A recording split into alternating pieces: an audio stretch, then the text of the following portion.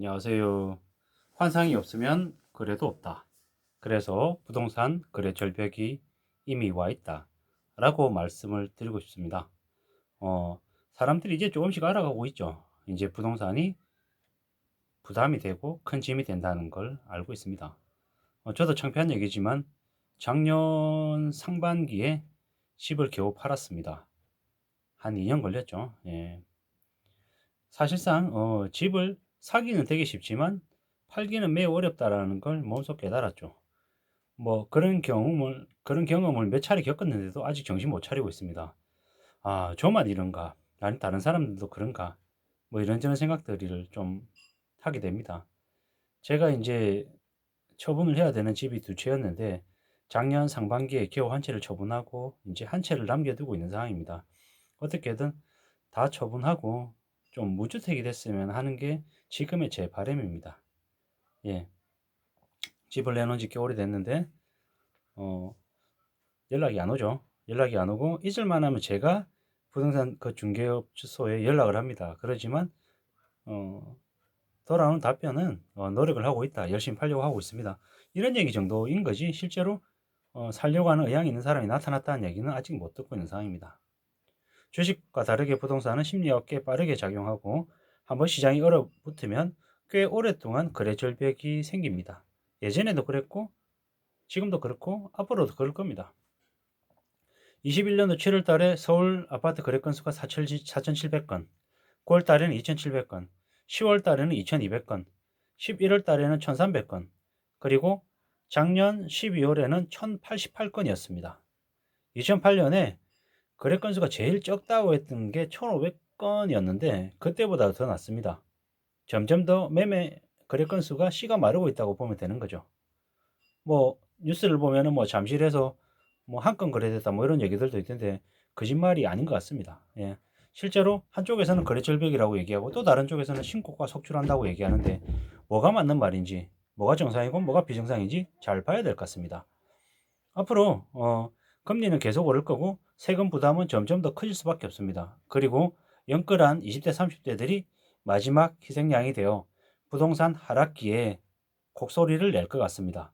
뭐 저 또한 집값이 급락해서 많은 사람들이 그 집으로 인한 고통을 받는 걸 보고 싶은 생각이 초도 없습니다. 다만 너무 무리하게 너무 빨리 부자가 되겠다라는 생각에 여기저기에서 돈을 막 끌어와서 연끌을 하고 비토한 사람들이 무너지는 건 어쩔 수 없는 모습인 것 같습니다. 왜? 누가 대신 하라고 떠민 게 아니라 결국 자기 스스로 책임을 졌기 때문인 거죠. 그렇게 책임을 져서 돈 벌면 자기 책임, 자기 덕분. 문제가 생기면 정부나 뭐 다른 사람 탓을 하는 건 바람직한 게 아니라고 생각을 하는 거죠. 항상 예전에도 그랬대요. 주식이든 부동산이든 20대, 30대가 대금 올리면 건물이라는 걸. 그리고 내 주변에 있는 사람, 많은 이들이 다 관여했다라는 건, 뛰어들었다라는 건 웬만한 사람들이 다 하고 있다라는 얘기인 거죠. 그러면 이미 끝이라고 보면 되는 거죠. 주식시장에도 그런 얘기가 있죠. 주변에서 일하고 있는 청소부나 아니면 식당에 있는 웨이터조차도 주식을 한다는 얘기가 들리면 그냥 끝났다고 봐야 된대요. 왜? 안 하는 사람이 없다라고 봐야 되는 거죠. 지금 대한민국에 주식 안 하는 사람 몇이나 될까요? 1,500만 명, 2천만 명, 1,000만 명? 제가 정확한 숫자는 모르겠지만 대한민국 5천만, 5,500만 명 중에서 뭐 완전 어린아이 그리고 뭐 7, 80대의 노인을 제외한 나머지 대부분의 사람들이 주식 관련해서 잘 알고 있고 상당수는 직접적이든 간접적이든 많이 하든 적다 하든 주식을 다 하고 있을 거예요. 근데 너무 많은 사람들이 주식으로 돈 벌었다 그러고 너도 나도 다 해야 된다고 마음먹을 때는 어떤 때다 그 주식시장에 쳐다보면 안 되는 시기다. 지금이 살짝 그렇지 않냐라는 거죠. 부동산도 더 말할 것도 없고요. 뭐 대학생들도 대학 다니는 대학생들조차 주식해 가지고 돈 번다 그러고 비트코인 한다 그러고 부동산에 뛰어든다고 얘기하는 건 사실 비정상인 거죠.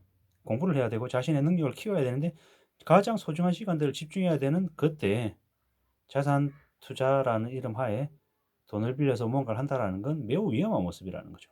그런 모습이 점점 더 많아지면 앞으로 더 우리네 삶은 더 지옥과 같이 변할 거라는 거죠. 누구한테? 무리하게 빚을 진 사람들에게. 빚지지 않고 자기 범위 안에서 자기 수준 안에서 묵묵히 우직하게 바보처럼 보이지만 성실하게 사는 사람들은 큰 문제가 없다. 그들은 약간 불편해질 뿐이고 물가가 좀 올라서 좀 더 내 소비 수준을 더 줄여야겠네 이 정도일 거라는 거죠. 근데 빚을 과도하게 진 사람들은 그야말로 후폭풍이 엄청난 거죠. 집값을 자기의 소득의 70% 80%를 내야 되는데 물가까지 오르면 자기가 쓸 돈이 없어서 감당이 안 되는 거죠. 가정이 무너지고 야반도주하고 나자빠지는 게 당연한 모습이라는 거죠. 뭐 그러면서도 이제 버티는 거죠. 좀 더 기다리면 정권이 바뀌면 대출이 풀릴 것이고 뭐 양도세가 대거 낮아지고 그러면은 내가 지금 산 가격보다 더 비싼 가격에 팔아서 경제적인 자유도 얻고 부자도 될 거고 뭐 이렇게 막 생각하겠죠. 근데 실제로 기다리는 시간이 3년, 5년, 10년 더 오래동안 기다릴 수 있으면 실제로 경제적으로 나아지고 또 무리하게 지고 있던 자산들을 팔 수 있는 시기가 올지도 모릅니다. 다만 기다릴 수 있어야 되는 거죠. 버틸 수 있어야 되는 거죠. 그게 안 버텨지면 감당하기 어려운 엄청난 상황들 때문에 온 가족이 다 바닥으로 나락으로 떨어져서 힘들게 살 수 있다는 거죠. 이제는 뭐 양도소득세도 늘어 있고 취득세도 세고 이래저래 세금들이 과하죠. 그래서 함부로 집을 사거나 팔거나 하는 데서 무모하게 예전에 비해서 생각 없이 뛰어들면 안 된다라는 거죠. 대출도 이제 되게 적게 나오거나 안 나오는 상황이잖아요. 대출을 일으켜서 살 수 있는 시기가 아닌 거죠. 사실상 정부가 지금은 집을 사면 안 된다라고 다 틀어먹었다라고 봐도 무방한 거죠. 이런 상황인데 이자가 올라가지고 감당할 수 없는 수준까지 처하면 어떻게 된다? 넘어진다, 무너진다, 쓰러진다. 혹은 정말 살아가려면 미친 듯이 별짓거리 다 하면서 살아야 되는 상황인 거죠. 그리고 부동산은 주식하고 다르게 한번 무너지기 시작하면 속절없이 내려가더라. 버티고 버티고 견디겠지만 나중에 터지면 감당 안 될 수준이 되더라. 그리고 뭐 할인 분양 나오고 대거 물량 터지고 대거 경매 물량 속출하고 이래저래 하면 사람들이 되려 더 관심 안 가지고 부동산을 쳐다도 안 볼 가능성이 크다. 라는 게 이제 앞으로 이제 일어날 일이라는 거죠. 이건 결국 갑자기 생긴 일이 아니라 예전에 계속 있어 왔던 일인 거죠.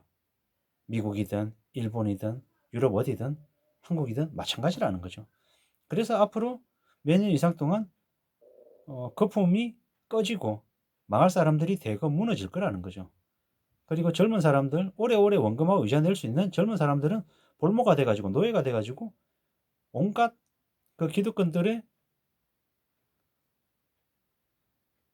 그 혜택을 다 내어주는 그런 이제 볼모가 그 잡힌 물고기 신세로 이제 치열하게 이제 힘들게 살아야 되는 거죠. 부담을 다 떠안게 되는 거죠.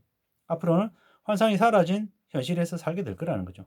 고통밖에 남는 게 없고 무리하게 욕심 부리면 그로 인한 화가 자기뿐만 아니라 가족에게 다 미쳐가지고 삶이 초토화된다라는 걸 뼈저리게 느낄 거라는 거죠. 주변에 이제 그런 사례들이 엄청나게 많아질 거라는 거죠. 그러면 사람들이 어떻게 됩니까? 점점 더 겁내고 점점 더 두려워하면서 현실을 좀 더 냉정하게 볼 거라는 거죠. 냉정하게 보는 게 당연한 거고 지극히 올바른 모습이라는 거죠. 왜? 현실적이고 실리적인 사람이 되어야 경제적으로 안정을 추구하고 가족과 자신을 지키며 살 수 있기 때문인 거죠. 절대로 환상대로 장밋빛 인생대로 뜻대로 바라는 대로 세상이 다 흘러가지 않는다라는 거죠. 원하지 않는 대로 흘러가는 게 대부분이고 다반사라는 거죠. 그래야 그것들을 받아들여야 문제가 안 생긴다라는 거죠. 제 가까운 지인 중에 종부세가 감당이 안 돼서 내년에는 위장 이혼을 해야 된다고 하네요. 그게 어떤 모습입니까? 되게 심각한 상황이라는 거잖아요. 뭐 올해는 웬만한 월급쟁이의 월급만큼을 종부세로 냈다고 하는데 내년에는 그게 또 더 부담이 되면은 감당이 안 되는 거예요. 집을 가지고 있는 게 뭐 한두 채가 세네 채가 아닌 거예요. 다섯 채, 일곱 채, 열 채니까 감당이 안 되는 거예요. 그런 이들이 주변에 생각보다 많더라고요. 부자 되겠다고. 이미 경제적으로 좀 안정이 되어 있고 잘 살고 있고 뭐 처우나 이런 것들도 중산층 이상의 삶을 살고 있는데 더 잘 살아보겠다고 욕심 부린 탓에 그렇게 된 게 아닌가라는 생각이 드는 거죠. 실수요자로 실제로 거주하기 위한 목적으로 집을 사거나 혹은 정말 투자 목적이라고 하면 평생을 생각하고 가지고 가겠다라는 마음으로 사야 될 것 같은데 그러지 않은 것 같은 거죠. 조금 욕심을 내고 좀 무리했던 것 같은 거죠. 그런 모습들이 이제 서서히 이제 대가로 돌아오는 것 같습니다. 앞으로 어떻게 살아야겠습니까? 어떤 마음을 먹고 지내야 될지에 대해서 좀 더 냉혹하게 생각할 필요가 있다라는 거죠. 우리가 사는 삶이 절대로 수월하고 만만하고 대충 해도 되는 데가 아니라는 거죠. 정말 감당 안 되고 정말 빡세고 정말 힘들고 어려운 데라는 거죠. 우리가 매월 열심히 일을 해서 직장인들은 월급을 받잖아요.